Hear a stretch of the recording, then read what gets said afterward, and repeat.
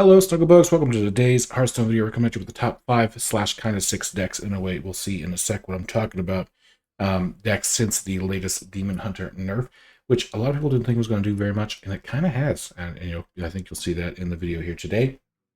Just to claim, I guess beforehand, try to find decks with at least 1,000 games played. Of course, just make sure it's a viable sample size. We do Diamond through Legend just because that tends to be a good area of sort of decently competitive slash still high enough volume again for most people, and then as well we do all regions, so this could be skewed a bit. Use HS Replay in the link in my descriptions if you want to go try to figure that out on your own for your specific region. And yeah, I do that because, by the way, our audience is from all different regions all throughout the place, so I figured it's the best way we could do. Try to pull the average from everything, right? Plus, it brings in a bigger game pool, makes things look a little easier. So, number one, I'm actually pretty happy about this because this is a deck I enjoy playing. And it is Rainbow Death Knight, and it is kind of just a control tempo-based board deck. You play everything out on curve as best as possible, and you do have things like your Hell Yeah in here with some down with the ships in order to get some inevitability in there, since we lost the oh, not Morbius. I forget his name. Something like Morbius used to do 3 damage every turn. Mon Pot to heal and Climatic Explosion at the bottom. And I do apologize. I'll move this up a touch, perhaps, so you can see the Reska at the bottom. And we do also to show you the Twin module and the Perfect module in order to show you what we have in our Zilliax here. So again, this is really just probably one of the only real big control decks I would say that's viable right now.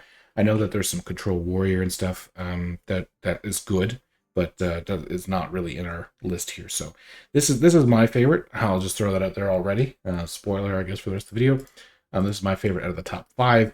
So I don't know. It's my type of gameplay. A lot of board control, draw power, some inevitability with Hell Yeah, things like that.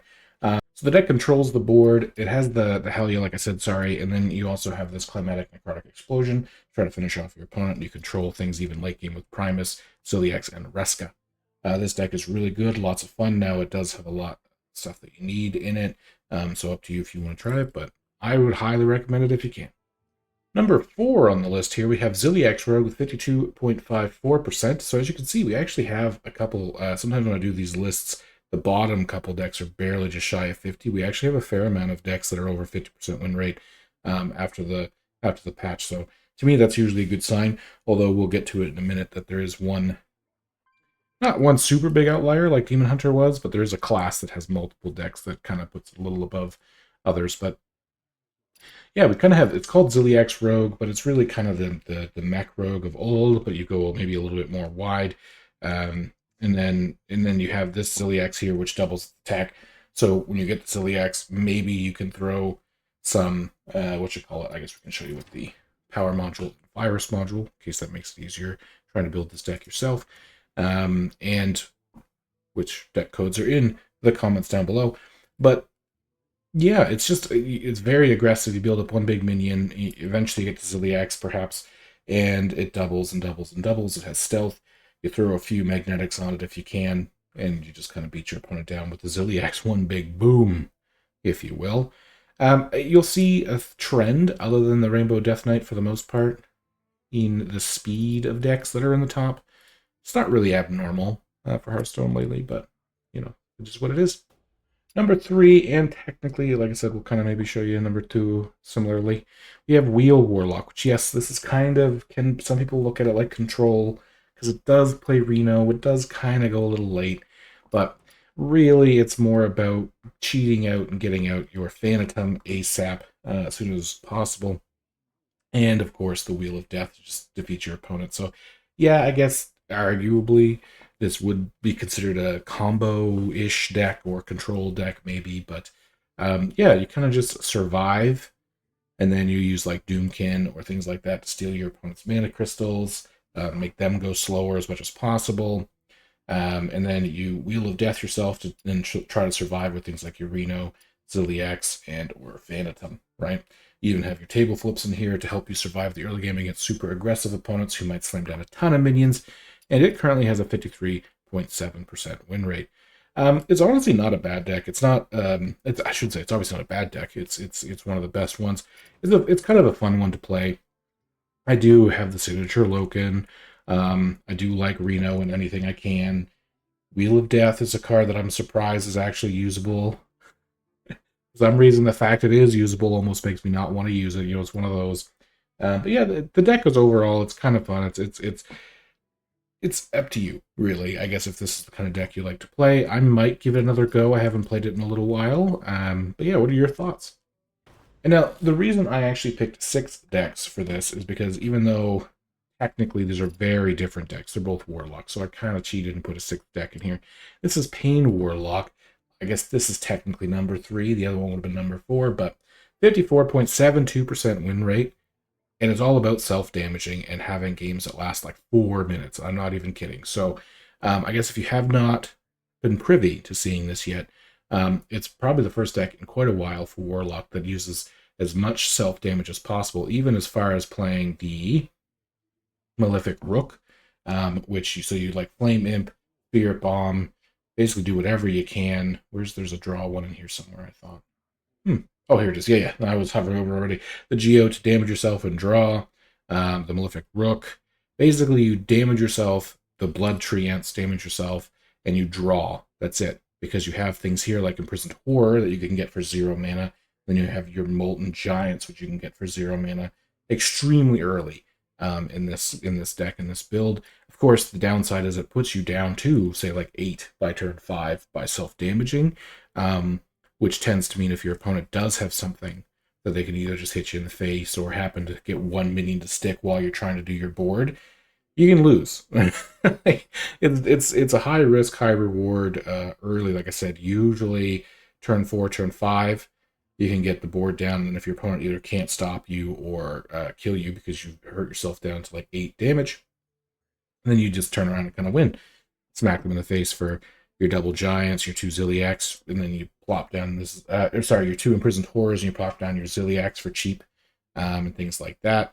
And yeah, it's okay. Again, this is if you really want a really fast climb, win or lose, super fast, high win rate kind of deck. And yeah, it's not my play style, although I've thought about trying it just because I have not been playing as much this month, and maybe it'll help me get to Legend. So feel free to try it yourself. Number 2 on this list with the 55.22% win rate, which is kind of why I was saying earlier that most decks seem to fall into that really aggressive, because we had the Pain Warlock. Now we have Zarimi Priest, which is really all about just slamming down these 1-drops super early using like Pip and things like that. And you can even tell because it has Leroy, and using Time Winder, Zarimi to kind of like get out your Thirsty Drifters, get out a bunch of buffed up 1-drops, play the Zarimi on like probably turn 5 if you can, 5 or 6. Then you just punch him in the face, end your turn, get a second turn, punch him in the face again. Usually you have lethal. That's just the way it is.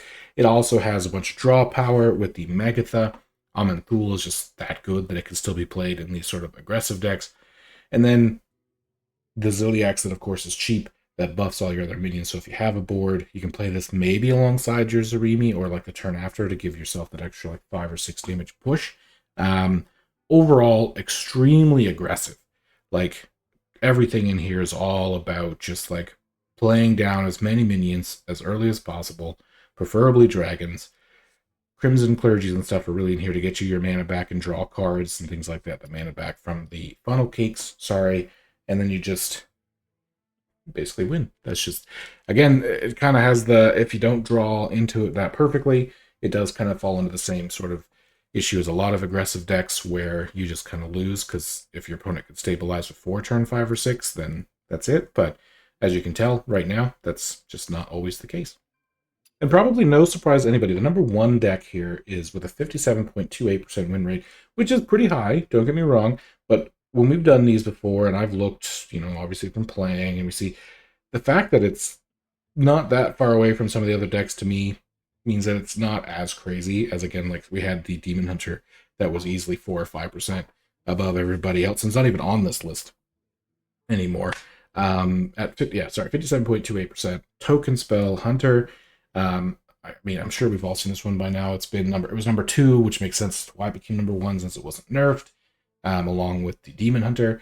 And it's really just about playing as many minions early, getting them buffed up, playing like Saddle Up, and then RC Rampage is probably the big one here.